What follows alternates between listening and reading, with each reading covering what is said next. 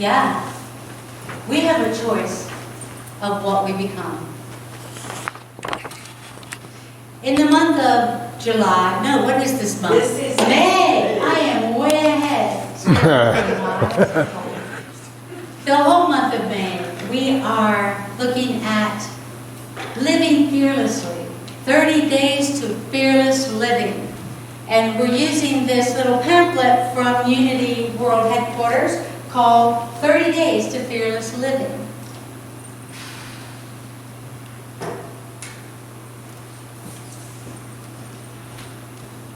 How do you combat fear?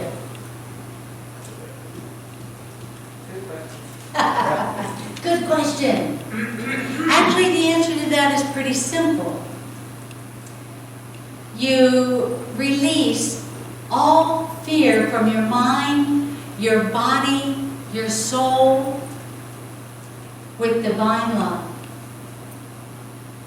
Divine love, or God consciousness, will dispel any fear in your life. You know, a dear friend of mine, actually a mentor of mine, many years ago said, you cannot be thinking about God and fear at the same time. I said, oh yes, I can. My mind moves pretty quickly. And I can think of two of them together at the same time. He said, no, you absolutely cannot. So I stopped for a bit. So I went about my little study, my little scientific study, and I would take time to think of God.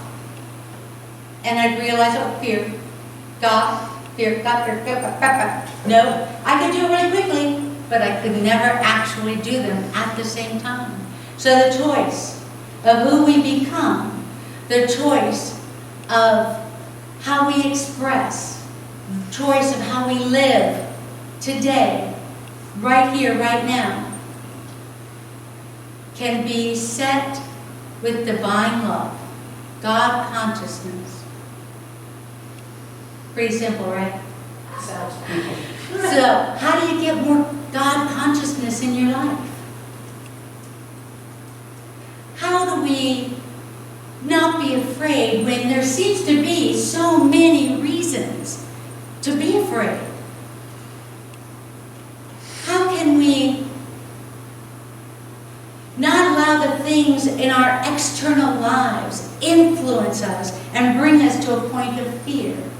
You know, we can live a fearless life regardless of our conditions, regardless of our circumstances.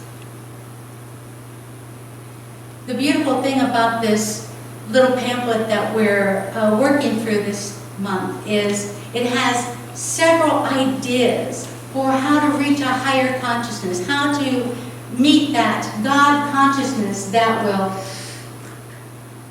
spin away all the fear in our lives. And one path to fearless living is mentioned in these writings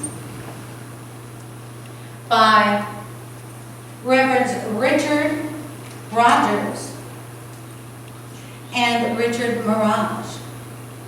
It's called A 4-Step Process to Fearless Living. I love anything that gives me like little steps on what to do. Not that I can ever remember what order they go in, or you know, I might only remember 2 out of the 4, or I might add a 5th.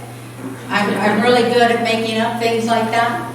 But I still enjoy trying to solidify in my mind that there truly is process and order, that all things really are in divine order in our lives, in the universe, in the world. Step 1 in this 4-step process is to dedicate your life to God. Now, I know that most of you are probably thinking that that was a trick answer. Dedicate your life to God.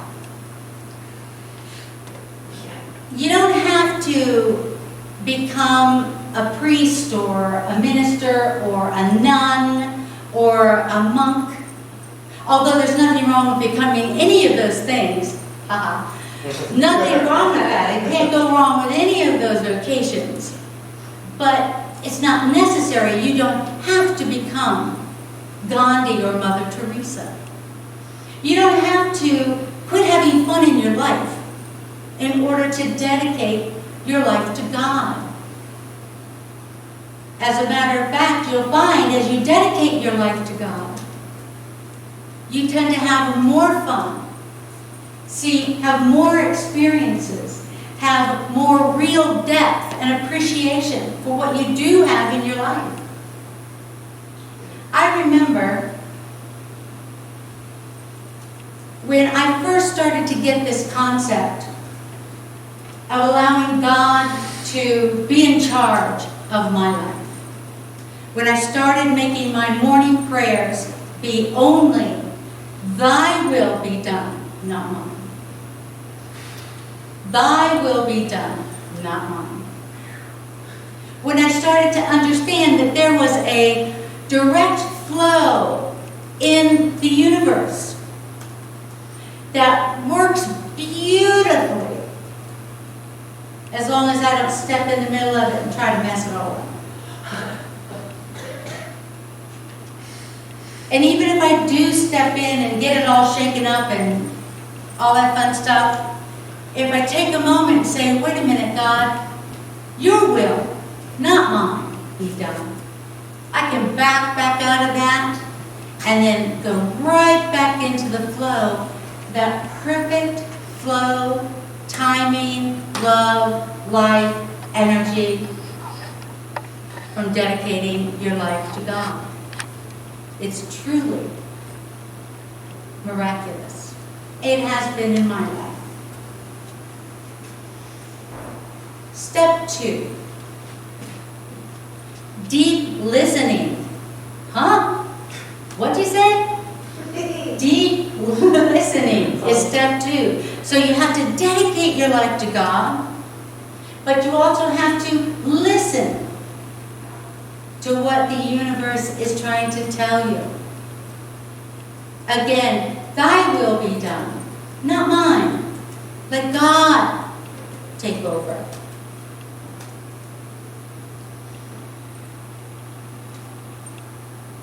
There's a deep knowing that's inside of you.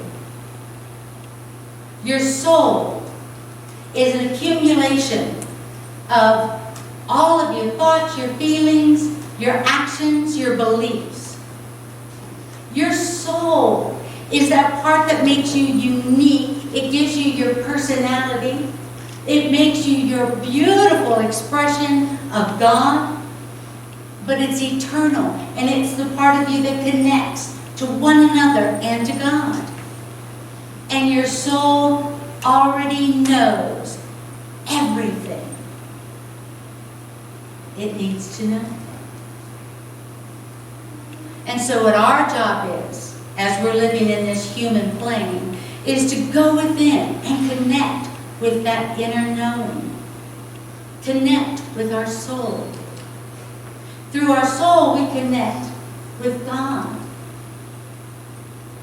And the more we do this in our lives, the more we recognize that our lives are in right and perfect order. The more we do this in our lives, the more God we want in our lives. The more we recognize that our little plans and ideas are really limited. But that God's consciousness has no limitations at all. And the creative ability of God's consciousness never ceases to amaze and amuse me, ever. I'm going to take a drink of water, excuse me. Now see, if I could have told a funny joke, while everyone was laughing, I could have walked over and gotten it, but, you know, that didn't happen. So we go within. We connect with our soul, which is already connected to divine mind, already connected to God, already knows everything it needs to know.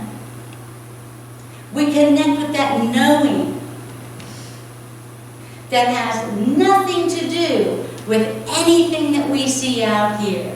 It has no influence whatsoever to what we see externally. And that's really important to understand, because oftentimes we are trying to make big decisions in our lives based solely on what we see externally. And that's not where it counts. How many of you have seen miracles happen externally when you decided to go within and make your decision from God consciousness? All of us, right? We decide we're going to sell our house. It's always nice to have comps and all that fun stuff, right? See what the house is worth, what. But inside, as we know, this is what I'm going to sell my house for. And even if the realtor goes, that's not really, I got it in my meditation, it feels right to me, and the next thing you know, it sells in a day. I've heard that kind of a miracle a million times from people who will take the time to get quiet and go within. But in order to go within, and in order to be in the silence and receive that information from God, from your soul, you have to quit talking. Now, I'm a talker, as we all know, I'm a talker. But even I have my moments of being quiet. And Unity's fourth principle is about connecting with God through prayer and meditation. And Unity has a 5-step prayer process. And I'm not certain how often Unity people speak of this anymore, but I like to mention it a couple of times a year to remind us that really there's even a process for prayer and meditation. This is a classic, simple process that they developed in the early 1900s. Relaxation, concentration, meditation, realization, and appreciation. 5 steps to prayer. Relaxation. We take deep breaths and recognize the simple knowledge of knowing that we are being breathed by God's Spirit will alter your state of consciousness. The simple understanding that our souls got us. This is our body. Our soul isn't a little piece inside of us. This is our body as we express ourselves here on this plane. But our soul has no limits, has no boundaries. Our souls connect together as one soul. I got Barbara over here. That's it. Our souls got us. That's what Dixie Reedy said in our metaphysics class this past Tuesday, and I truly appreciated the visual that comes with knowing that I am encapsulated by my soul, not the other way around. Yes, we go within so that we can put out what's out here, so we can block that off, but our soul actually has us in divine mind, in God.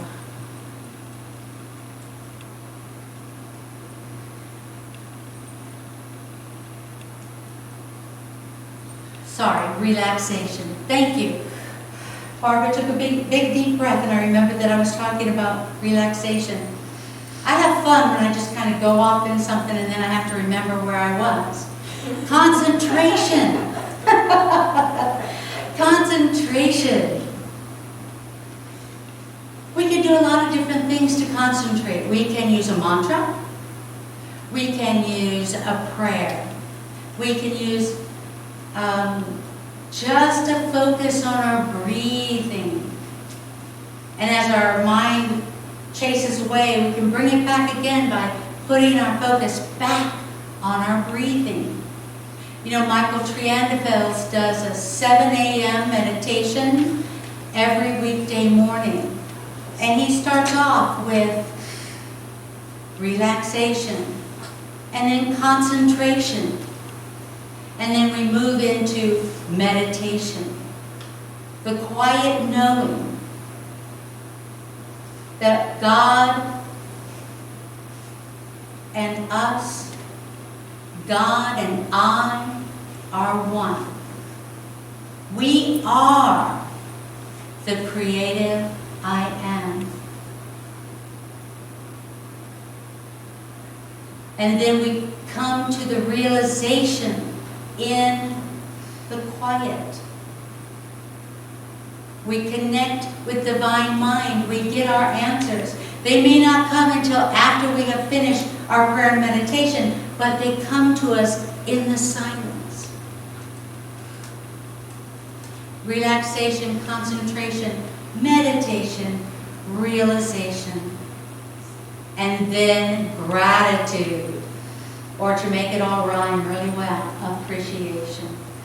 We always go back to give thanks and gratitude to the universe, to God, to the one power and one source in our lives, God the good, omnipotent. So, according to Rogers and Mirage, there are 4 great steps to learning to live fearlessly. 1, dedicate your life to God. 2, listen deeply, and not necessarily out here, but inside you. Listen to God, listen to your soul. Courageous action is step number 3. I don't think I actually ever got there, but creative action is number 3, or no, courageous action, oh my goodness, is number 3. Once you know something, you have to be courageous enough. I keep saying creative. I guess there is a lot of creativity in being courageous. I don't think it's an accident that I keep saying that. And the way that we do it is an expression of our own creativity, right? But you have to be courageous and move forward with courageous action. But there's the flip side to that. Don't forget that once you know something, you can't unknow it. So once you know that love is what we might want to express, when we express anything except love, it makes us feel bad about ourselves. And we can't get right until we go back and make amends for having done something less than loving. When we leave somebody out of our heart space in a day because doggone it, they may be mad, and they don't deserve it. Again, who are we harming? Ourselves. And we know that to be the truth. So once you know this, courageously moving forward is really the only choice you have.